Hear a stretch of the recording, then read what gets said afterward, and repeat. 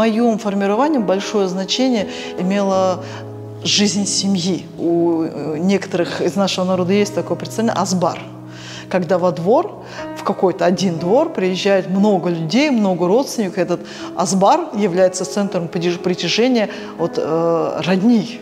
Вот наш азбар был таким. Я очень хорошо помню те песни, которые пели. Я помню, как нам, детям, настукивали на табуретки, а мы танцевали. И вот эти вот воспоминания, они очень важны. В Азбарга приезжали те люди, которые ездили в Крым и привозили из Крыма полынь, либо яблоки. И вот этот вот трепет, с которым Крымга барды, это Крымнан кайтты, вот это вот отношение формировалось именно в семье, формировалось вот именно Азбарда. Эти песни, которые пели старшие родственницы, я их очень хорошо помню.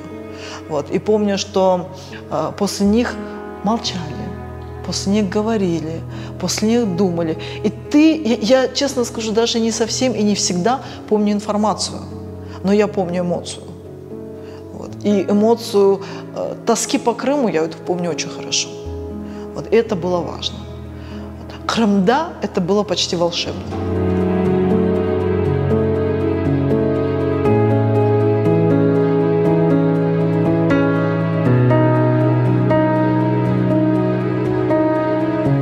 Я родилась в 1976 году в городе Советабад, Таджикистан. Я училась в городе, в котором родилась. Потом в 1986 году семья наша переехала на Кубань, в Тамань. И школу я закончила уже там, в Тамане.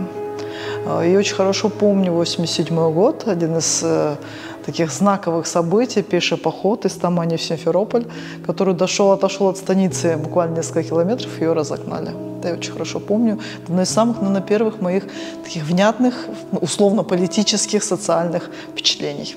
Поэтому для нас путь в Крым был 93-й год. 94-й год – это тяжелый год, холодные годы. Вот я вспоминаю, это на самом деле очень холодно. Были очень холодные морозные зимы.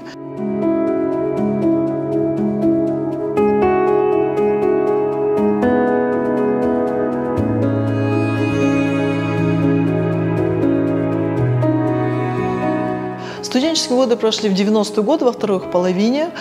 Это период активного возвращения крымских татар в Крым. Это период активного формирования вот того крымского контекста, который мы имеем сейчас. Это когда крымские татары стали субъектом социальных, экономических, политических процессов. Поэтому, очевидно, это требовало исследования. Вот так, собственно, и сформировались научные интересы. Это межэтнические коммуникации, все, что с ними связано. Это формирование идентичности, формы межэтнической коммуникации. Сейчас это может быть какой-то этнический дискурс, например, те же нарративы, те же ценности, формирование ценностей и так далее. То есть все, что касается комплекса этничности, этнополитологических исследований.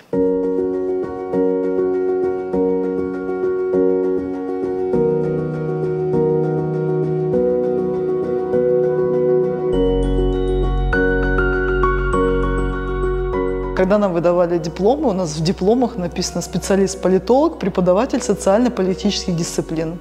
Я совершенно искренне это говорю. Я взяла свой диплом в руки, открыла, прочитала, вот так вот взяла его, вот так.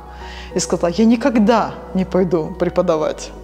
И если это был июль, то в конце августа меня оставили на кафедре, тогда еще ассистентом кафедры. И вот с этого момента началась моя педагогическая деятельность. Я была уверена, что преподаватель из меня никакой. И вот уже с 1999 года, получается, 25 лет педагогической деятельности. И причем, я могу сказать больше, я ничего другого, кажется, не умею. Любое преподавание, мало того, что это двухсторонний процесс, еще один важный момент – это процесс обмена энергией. И есть такие группы, в которых чувствуешь, как будто у тебя крылья за спиной. На самом деле ощущение двух огромных крыльев, которые позволяют тебе получать колоссальное удовольствие от работы. И ты же не только ты говоришь. Процесс преподавания – это не это не монолог. Это на самом деле полилог, который предполагает множество мнений, обмен энергией, обмен мнениями. Очень много чему я учусь у своих студентов. Вот, и это на самом деле очень обогащает тебя мировоззренчески, обогащает тебя как личность.